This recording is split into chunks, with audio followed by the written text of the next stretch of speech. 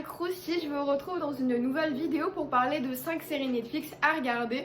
J'espère sincèrement que vous avez trouvé une petite sélection qui vous fera plaisir et sans plus tarder, c'est parti.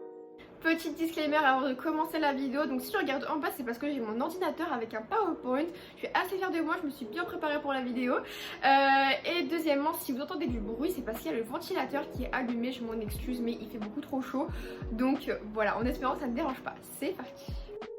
La première série que j'aurais à vous recommander s'appelle The Irregulars. C'est une série britannique filmée au Royaume-Uni. Elle a été diffusée en mars 2021 et il y a à date une saison avec 8 épisodes qui durent environ 45 minutes. Malheureusement, il n'y aura pas de saison 2 parce qu'il n'y a pas eu assez de téléspectateurs, de ce que j'ai vu en tout cas sur internet. Mais n'ayez crainte, une seule saison est très suffisante. Voilà, moi j'ai beaucoup aimé l'histoire. Et donc justement, le personnage qui a beaucoup inspiré, c'est Sherlock Holmes. Donc c'est pour ça que le genre c'est le drame, énigme et également policière. Donc je vous lis le petit synopsis de Wikipédia. Dans Londres de l'époque victorienne, Bea, Jessie, Billy, Spike et Léopold sont des adolescents vivant dans des rues aux alentours de Baker Street. Connus sous le nom des irréguliers de Baker Street, ils travaillent pour le docteur Watson afin de résoudre des crimes de plus en plus surnaturels. Donc voilà. La deuxième série que j'aurais à vous recommander s'appelle Young Royals. Et pour le coup, c'est vraiment une de mes séries coup de cœur que je vous recommande d'aller regarder à 100%. Quand j'ai regardé la bande-annonce, j'étais vraiment intriguée par l'histoire, mais j'aurais jamais cru qu'elle serait dans mes top 5 de mes séries préférées. Alors, l'histoire se passe en Suède, mais je vous rassure, même si la langue originale c'est le suédois et que moi aussi je comprends rien, les audios sont disponibles en français, anglais, espagnol et italien si je dis pas de bêtises. En tout cas, anglais-français, ça je suis sûre à 100%. C'est vraiment une série qui se dévore, elle se regarde super facilement. Il y a une saison avec 6 épisodes qui durent environ 45 minutes. Donc comment vous dire qu'en une soirée, c'est clenché. On reste sur notre fin parce que franchement, une saison 2 a clairement sa place.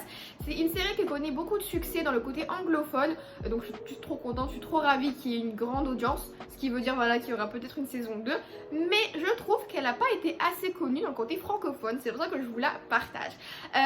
Donc maintenant on va parler un petit peu du synopsis. Mais avant on va parler du genre. Et donc c'est romance et drama. Tout ce qu'on aime. Alors synopsis. Suite à une altercation filmée lors d'une soirée en boîte de nuit, le prince William, je sais pas trop comment on prononce mais c'est pas grave, fils cadet de la reine Suède, est envoyé par sa famille au sein du prestigieux institut Hillelska. Un internat de luxe où les enfants des familles les plus riches des pays étudient. Sur place, il est accueilli par son cousin Auguste, 3e année obsédé par les apparences. Vous allez voir, c'est quelque chose. Il va alors se rapprocher de Simon, un étudiant boursier qui étudiait à la même école et s'interroge sur le genre de vie qu'il souhaite réellement mener entre liberté et devoir. Donc je vais m'arrêter là parce qu'il vous spoil après et je suis pas contente. Donc allez pas lire le synopsis. Merci. Mais en tout cas, il doit faire un choix entre l'amour et son rôle de devenir futur prince. Et dès le début, on comprend que William, lui, il veut vraiment pas être prince. Donc ça qui est drôle. Et c'est vraiment qui est spicy. Donc allez la regarder, je vous en dis pas plus, juste que vous allez kiffer. Donc voilà. La troisième série que j'aurais à vous recommander s'appelle Mortel et c'est une série française. La première saison a été diffusée en 2019 et la deuxième saison vient d'être diffusée en juillet 2021. Le genre c'est drame et fantastique, tout ce qu'on adore.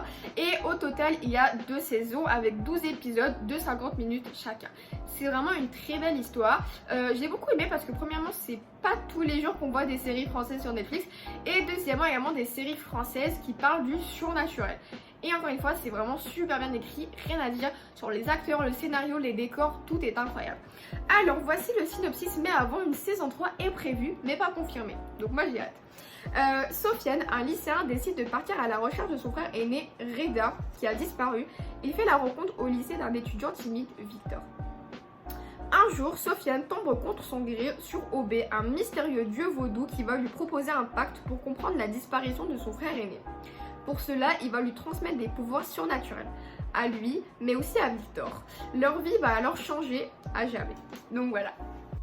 La quatrième série que j'aurais à vous recommander s'appelle Warrior Nun. C'est une série qui a été diffusée en 2020. Il y a date une saison avec 10 épisodes qui durent environ 45 minutes, mais une saison 2 a été confirmée par Netflix. Alors c'est une série des États-Unis, mais qui a été filmée en Espagne et les décors sont juste magnifiques. L'actrice principale est tellement talentueuse, vous allez adorer son jeu d'acteur. Alors le genre c'est fantastique et série d'action, tout ce qu'on aime. Le synopsis est assez long, donc c'est parti. Synopsis. Avant de vous le lire, sachez qu'il y a des mots imprononçables. donc ne jugez pas, merci bien. La série suit Ava Sylvie, une jeune femme de 19 ans orpheline à la suite d'un accident de voiture ayant coûté la vie à sa mère lors de vacances en Espagne. Tétraplégique depuis l'accident, Ava fut alors déplacée dans un orphelinat catholique, où elle est détestée et maltraitée par la nonne qui s'occupe d'elle. Alors qu'elle devient trop âgée pour rester vivre à l'orphelinat, Ava meurt mystérieusement. Alors que son corps est envoyé dans une église pour la préparer pour son enterrement, des sœurs guerrières de l'ordre de l'épée crucifix pénètrent dans l'établissement afin de se protéger d'une attaque. L'une d'entre elles détient le halo. Je sais pas comment ça se prononce, mais c'est pas grave, le halo on va dire. Un artefact magique qui lui procure des pouvoirs extraordinaires. Celle-ci est mourante et le halo doit donc être transmis à une autre sœur guerrière, mais lorsqu'une mercenaire fait irruption dans l'église, une nonne cache l'artefact, dont le corps d'Ava, qui reposait dans une autre partie de l'église. Ava ressuscite, découvre qu'elle peut de nouveau marcher et qu'elle détient des pouvoirs surnaturels et décide de prendre la fuite. Mais qu'elle le veuille ou non, elle fait maintenant partie de cette société secrète rattachée à l'église catholique et composée de nonnes entraînées pour se battre. Ouh là là, c'était long, mais voilà. Et la dernière série que j'aurais à vous recommander s'appelle Firefly Lane. Elle a été inspirée d'un roman qui lui a été publié en 2008, mais la série a été diffusée en début 2021. Elle connaît un grand succès, il y a une saison, 10 épisodes qui durent 50 minutes environ, mais une saison 2 a été confirmée par Netflix. Son genre c'est le drama, mais moi j'aurais rajouté l'amitié, c'est vraiment quelque chose qui reflète beaucoup la série et j'ai adoré avoir cette valeur principale et non pas secondaire. Normalement c'est l'amour qui reflète beaucoup, on aime ça l'amour, il y a de l'amour partout hein. Dans les séries c'est super important je trouve, mais là c'est pas le plus important, c'est vraiment l'amitié des deux filles qui reflète toute l'histoire et c'est juste trop bien fait. Et c'est une série des États-Unis. Donc voici le synopsis. Julie Hart est la célèbre animatrice d'un talk show The Girlfriend Hour. Elle est la meilleure amie de Kate Muller-Kay depuis leurs 14 ans.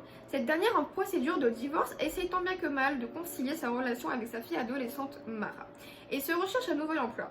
La série suit leur vie depuis leur adolescence dans les années 1970, leur début dans le monde du travail en tant que jeune aspirante journaliste dans les années 1980 jusque dans le début des années 2000. Et voilà, la vidéo touche à sa fin. Tu as maintenant 5 nouvelles séries à regarder. J'espère sincèrement que tu vas au moins en trouver une qui va beaucoup te plaire.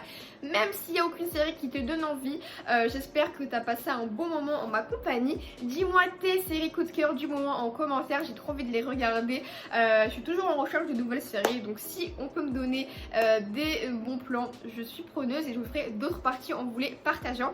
Dites-moi également si vous voulez une vidéo où je vous parle des séries que je n'ai pas aimées, comme ça je pourrais vous partager des séries que vous ne connaissez pas et que peut-être vous allez adorer. J'arrête de parler, je vous retrouve sur mes réseaux sociaux si vous êtes intéressés d'encore me voir. Et sinon, dimanche prochain pour de nouvelles croustilles. Bisous. They say Mike's about to blow though. Tell me something that I don't know. With the crowd bouncing like bogles, you can come on the tour bus, just please no photos.